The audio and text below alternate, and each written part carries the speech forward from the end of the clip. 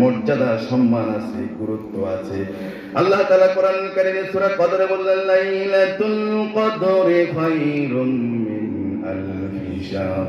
আল্লাহ তাআলা বললেন এই রাত্রিটা হচ্ছে হাজার মাসের চেয়ে উত্তম। সুবহানাল্লাহ, হাজার মাসের চেয়ে উত্তম। কে বলতেছেন? আল্লাহ বলতেছেন। এবার আমরা বললাম আল্লাহ এই কোরআন তো আপনি দিয়েছেন। এবার এই কোরআনটা কি আপনি সরাসরি শিক্ষা দিয়েছেন, নাকি প্রথমে শিক্ষাটা জিব্রাইল দিছে, না অন্য কেউ দিছে, না অন্য কোনো ফেরেশতা দিছে? কারণ দুনিয়াতে অঙ্কের একজন টিচার থাকে, ম্যাথমেটিক্সের জন্য বিএসসি স্যার এটা শিখান, আবার কেমিস্ট্রি, বায়োলজি এগুলো এই সায়েন্সের সাবজেক্টগুলো শিক্ষা দেওয়ার জন্য একজন সায়েন্সের শিক্ষক প্রয়োজন, তিনি শিখান। আমার প্রিয় ভাইয়েরা, যিনি ইংরেজি শিখান, ইংরেজি শিক্ষক, তিনি ইংরেজিতে অনার্স মাস্টার্স কমপ্লিট করেছেন। এখন এই কোরআনুল কারীম কে শিক্ষা দিলেন প্রথম? আল্লাহ বলেন কোরআনুল কারীম কে শিক্ষা দিয়েছে শোনো। সূরা রহমানের মধ্যে আল্লাহ তাআলা বললেন আর রহমান, পড়েন আমার সাথে, আর রহমান আল্লামাল কুরআন খালাকাল ইনসান আল্লামাহুল বায়ান। আল্লাহু আকবার। তিনি বললেন রহমান। রহমান কে? বলেন রহমান কে? রহমানের পরিচয় হচ্ছে আর রহমান আল্লামাল কুরআন।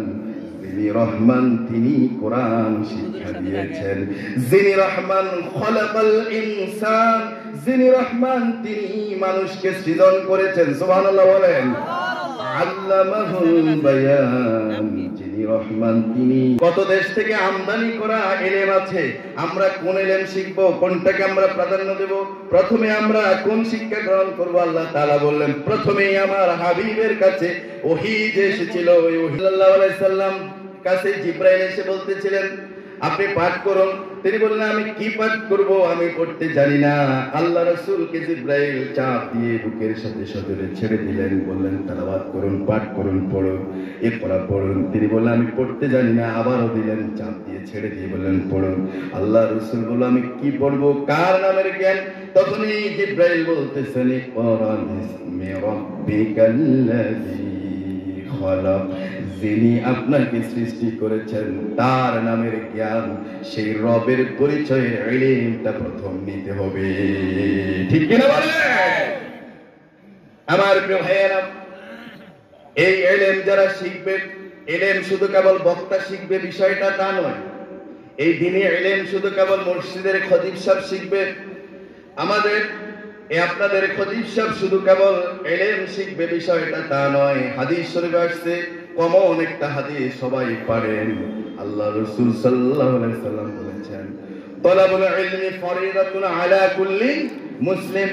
জ্ঞান অর্জন করা, দ্বীনি ইলম অন্বেষণ করা, দ্বীনের ইলম শিক্ষা গ্রহণ করাটা এটা প্রত্যেক নর নারীর উপরে সুন্নত না মুস্তাহাব না নফল?